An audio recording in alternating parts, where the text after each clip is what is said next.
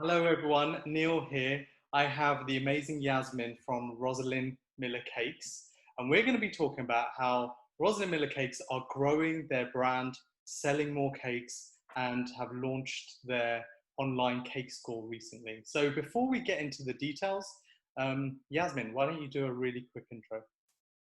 Hi, I'm Yasmine from Rosalind Miller Cakes. We are cake makers. We make wedding cakes, birthday cakes, all sorts of cakes, and we also run a cake school, and we have online classes that we've just launched as well. Awesome. Also, and you're the daughter of the Rosalind Miller. Um, The Rosalind Miller, yeah, yeah. what does that mean when it comes to baking cakes and keeping up with your mum's expectations on the baking side? On the baking, well, I don't bake, so I run the business with Rosalind. Yeah, she's got no expectations of baking from me because I've I've never been a baker. It's not my skill. So yeah, I sort of bring in the other side of things, marketing, running operations, that kind of thing. So I've never been involved in the kitchen side. I've left that to her. That's her expertise. Yeah, that's her niche. So, all right, cool. So you guys have the cake baking where you're offering it for occasions, and then you've got the school. So it feels like you're targeting two different audiences. Can you talk about that? Where did the business start? So yeah, I mean, it is two very different audiences on the whole. So we started as well, Rosalind started making cupcakes a long time ago, selling them on a market stall. So she was literally selling direct to customer herself. She transitioned into wedding cakes, and then they became more sort of luxury wedding cakes. And in fact, she started off with luxury wedding cakes. She realised she wanted to go for that end of the market because you can do a lot more work. You can be a lot more creative on a very sort of large scale. And then we decided 2 years ago to open a school. So we've got our wedding clients and we've got our school students who they're more they're business owners, so cake business owners. They may be looking to start a cake business, doing cake making on the side as a hobby, wanting to change. We get a lot of people that are wanting to move out of like corporate jobs, or they're a lawyer or something, and they want something that they're more passionate about. Yeah. And then we get hobby bakers who just want to like upskill, just want to do something interesting. So they're two very, very different customers. Yeah, my wife Dipna, she left corporate banking just over 3 years now, and 2 years ago she just started baking. So I would say I'm really passionate about her baking because her cakes now are really good. Back then, I probably shouldn't say this, back then they were a bit on the crispy side. Now they feel more like cakes. So yeah, she's definitely got a passion for it as well. Yeah, no, lucky you. Yeah, exactly. So I guess you've gone through. We're talking at a time of COVID is still, I guess, a conversation. It's becoming less of a conversation, and hopefully even less as we go into the year. It was interesting how you guys launched the online school, and we're going to be getting into that because I think the audience that are going to be watching this is going to be very interested in that. Yeah. Before we get into that, so we started working together sometime late last year, say September, roughly, around that time. Talk to us about what you guys were doing around. I guess the focus back then was really on the cake school in person and the weddings as well. So what were you doing to grow that side of the client base? How are you doing that? So, well, before we got you guys on board, it was all through Instagram and on our email list. So we've got a database of people that have been either been to classes, that we've run classes in our so I'm sitting in the office, which is part of our whole unit, where we have our kitchen and our studio. So we used to run classes here, and it was too much having like all the students here in our office and like trying to make cakes in the back. So we used to run classes here, and we've got a database of all those people who came or people who were interested. So we grew it from that list, and we've got quite a big Instagram following. So we were just announcing things on Instagram and our email list. We hadn't done any kind of SEO or advertising. We hadn't paid to do anything at that stage. Got it. And SEO, for those that are new to the acronym, it stands for Search Engine Optimization, which is basically a very technical way of saying, I want to be found on Google. I want to be found on page 1 of Google for when someone's searching for, say, cake classes or wedding cakes in London, you know, and that's where you guys are based. So before you got in touch with us, what were you looking for help with? Well, I think because it was such a new audience, so there comes a point when you've like reached everyone who is in your sort of current network, and it was trying to get outside of that audience. You know, we're found online. We ranked quite highly for wedding cakes, and it was just trying to get the word out there that we're also running a school, and we run a diploma as well. So it's like a full, from start to finish, cake making and setting up a business course. It's 5 weeks, and it was it was like a big new product that we were launching. So it was getting that out to as many people as possible.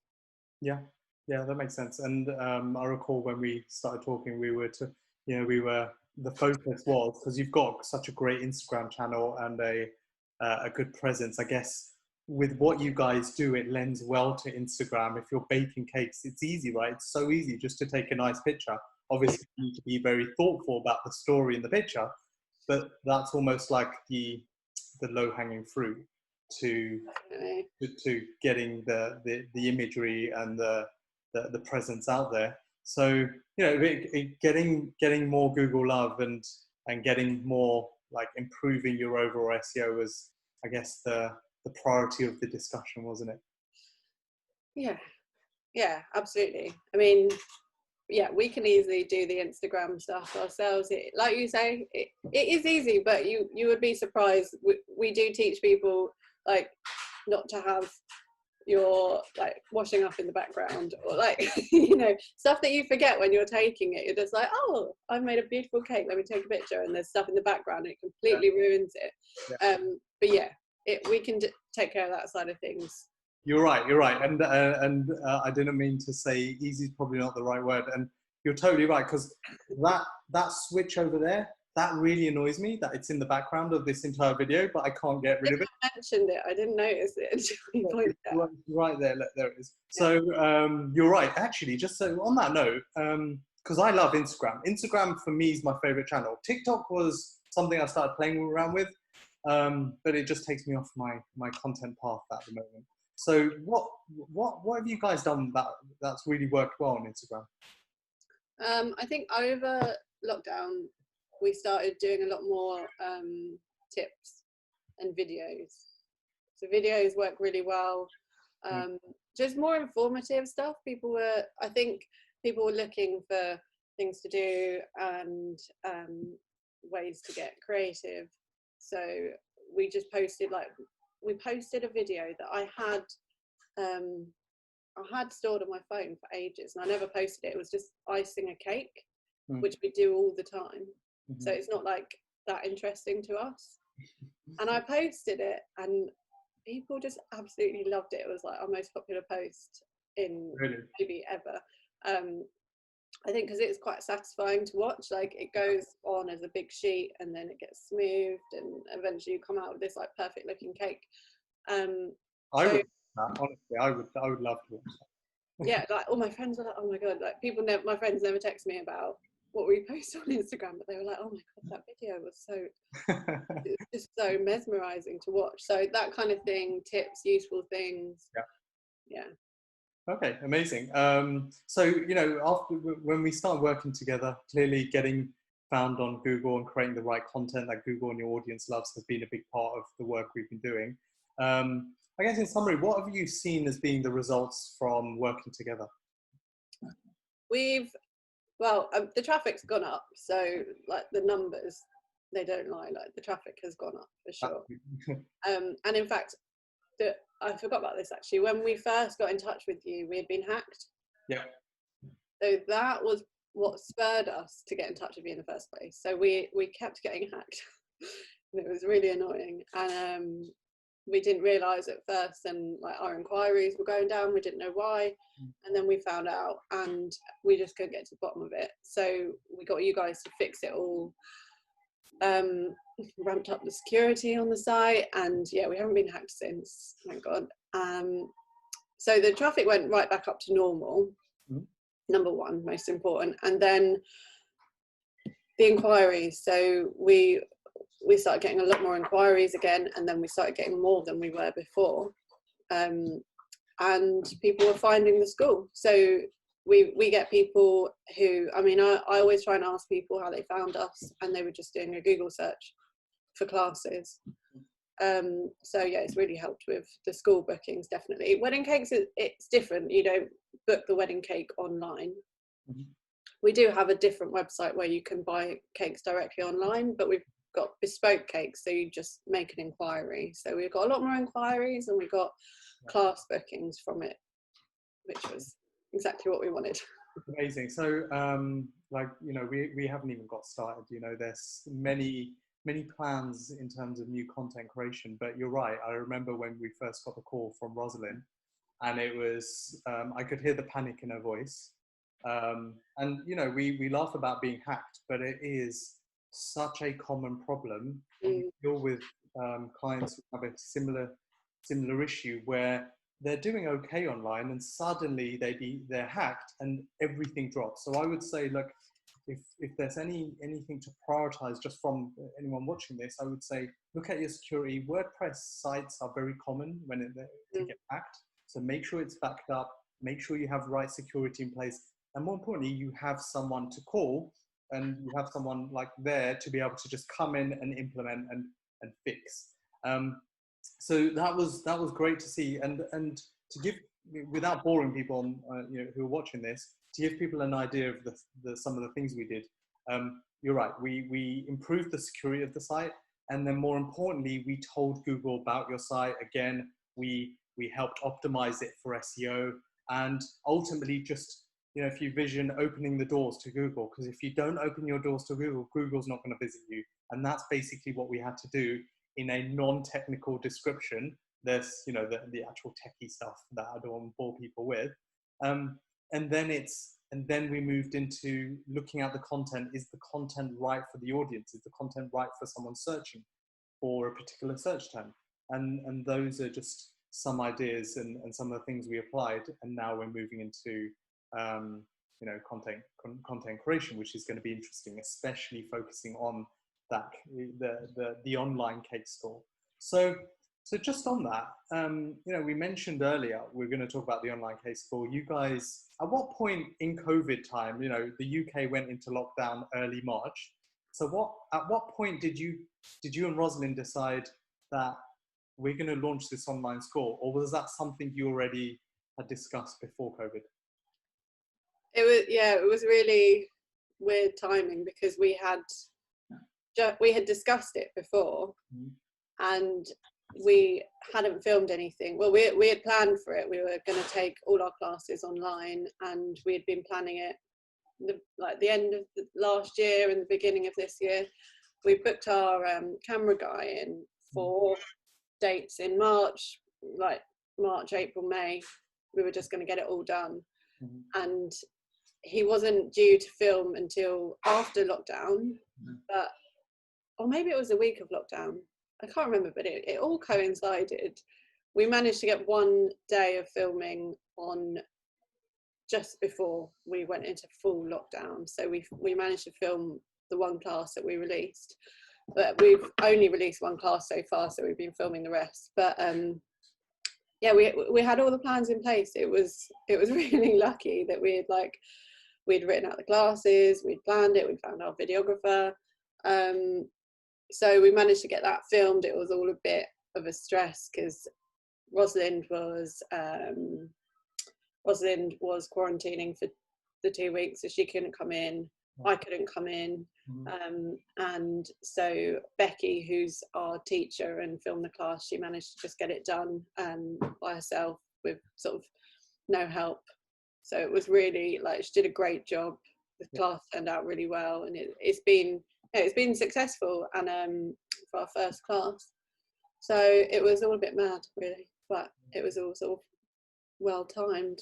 Accidentally. And am I right in thinking that by the time you launch with around 100 students? Yeah, we did a pre-sale, and we launched with about 100. Yeah. Just talk us through the pre-sale. Where did you find those people? What was the sequence to do the pre-sale? Because I'm sure there'll be people that'll be really interested in how you did that. 100 people is not something, that's definitely something you should be proud of, 100 people who all bought your course. Yeah. I love the phrase, sell it before you build it. And that's exactly what you did. So just talk us through that process. I think because it was our first class, we wanted to gauge the interest. We didn't need to do a pre-sale, but we wanted to see what kind of interest was out there. We just literally, it was mainly on Instagram. We just put stories out, just kept putting stories out. We put a special offer on as a pre-sale price. Just created a few stories. I used Canva, which is really easy to create nice graphics. There's loads of other apps, but we ran that for about 2 weeks, I think. And I mean, that was all just within our existing network. So it was Instagram. We sent out a few emails. So we combined the stories with the emails just in the run-up. We weren't doing it every single day, but it was regularly enough that people were definitely seeing it on either channel. Yeah. We ran a special price, and yeah, that's how we got the 100. Brilliant. And just to give everyone an idea of there's loads of formats of content and frameworks that we apply across our clients, but the two that we're really thinking of for you guys, and this is something we've talked about, is search content. So search phrases that people are looking for advice around cake techniques or recipes, or how to bake. And it's interesting because we did a brainstorm around this, and we thought that someone that's looking for a recipe might not necessarily be looking for a course. They're just looking for a quick recipe, make it, bake it at home, and then that's it. Whereas someone that's looking for a technique of baking or a particular, appliance to use in their baking is probably someone that's trying to take their baking game up a level. And so when we've thought about content, there's the target audience, but actually what we're talking about is search intent or search audience, and what's the intent of that search. And so by going for the right intent, we can get in front of the right people. So it's almost like a very subtle difference, but you can see the difference between someone searching for a recipe to someone searching for a technique for baking are two different stages in their journey. So that's something we're going to prioritize. And then the other framework we've talked about is customer stories. Is we want people to connect with the cake school, the way you guys have helped your students, and we want to tell their story. So your existing, 100 people, not all of them, but a small percentage of them, we want to tell their stories so that new students can emotionally connect and go, oh, Linda took their course and look what Linda's done, and check out the cake. So I think that's going to be really exciting to see that type of content. And then obviously you can then, that's the phone we talked about. That is the phone. It's right next to me as well. That's right. And it's going to be interesting to how, seeing that, first of all, that content and how that content performs in search and in Google, and then leveraging that piece of content for, say, Instagram, for paid advertising, and now making the most out of it, right? So I think that's going to be amazing, right? Definitely, yeah. We've got a Facebook group, so as part of the course, as any online course, you join our Facebook group. So it's a private group where we're on there constantly, like answering people's questions. People come online and they've got questions about the class or just their general questions about baking. And yeah, we get on and answer them, and there's a really nice community there. Like, we chat to our students, and they're constantly posting about their results and how great the class has been for them. So I think the customer story will be really good. Yeah, can't wait. So couple of more questions is, would you recommend other companies, other businesses working with us? Yes, of course. Yeah, no, I definitely would. We couldn't have sorted out the post-hacking mess by ourselves. So if you've been hacked, like, get someone involved ASAP. Just don't leave it, because you're just leaving yourself open for it to happen again and again. And once they've found a way in, they'll do it again.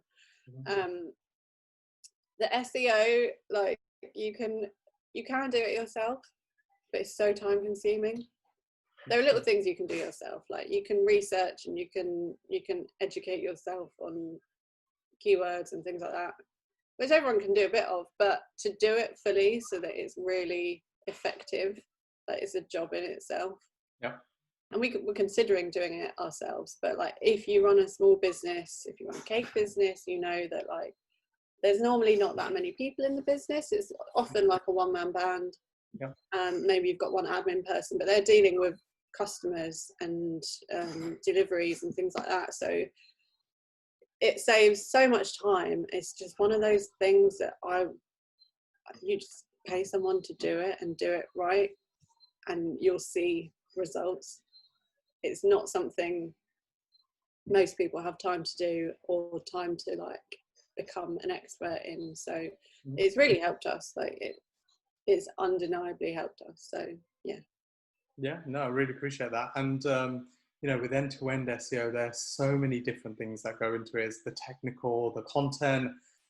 From my perspective, because I love to create content online, but I've often said I'm not the fastest writer, or I'm not the fastest content creator, and it just takes a huge amount of time. That, you're right, for a small business, it sometimes is best to get some help in. Or if you are looking to try it out yourself, we actually launched our own training program, as you know, similar to you guys. We've now got an online training program for for smaller businesses or even larger teams that we're now talking to, who want to train as opposed to have another company do it for them. So yeah, no, I really appreciate it, and it's been great working with you. So Yasmine, look, you're sitting at home. Just imagine this.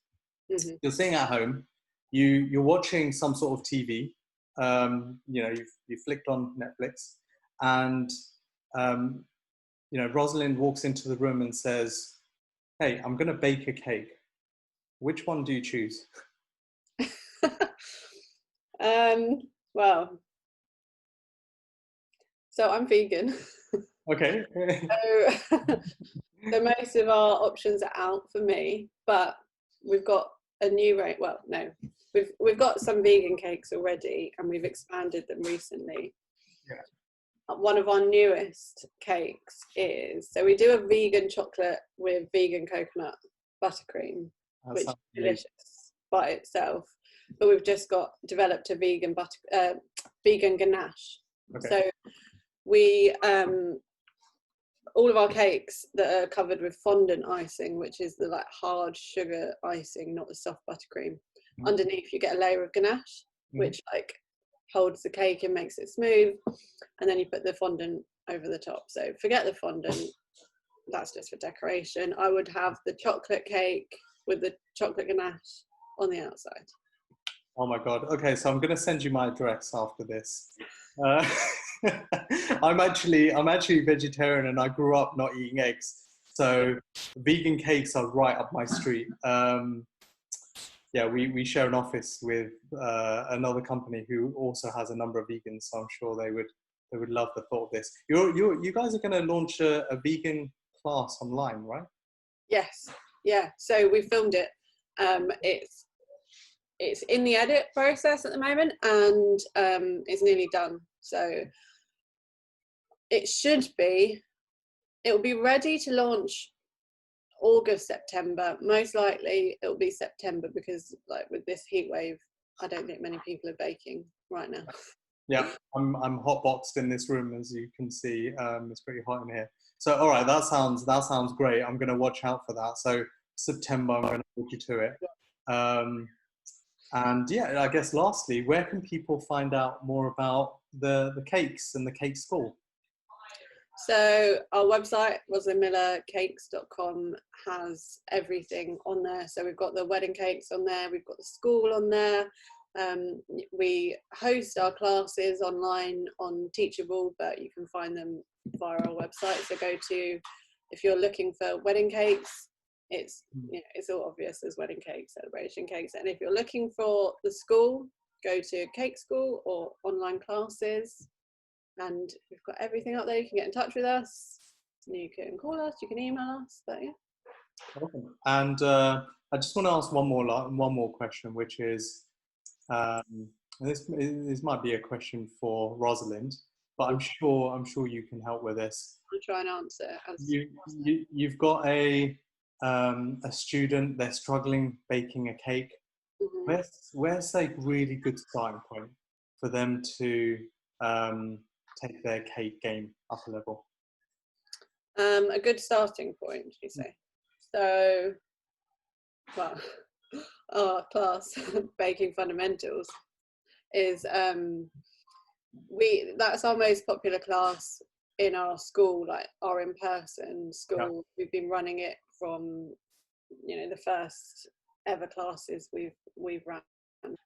It's just a day of baking, so you learn from scratch everything you need to know to bake a cake that's foolproof, that's not gonna flop in the middle. Yep. It's not gonna be a crispy cake, like burn around the edges.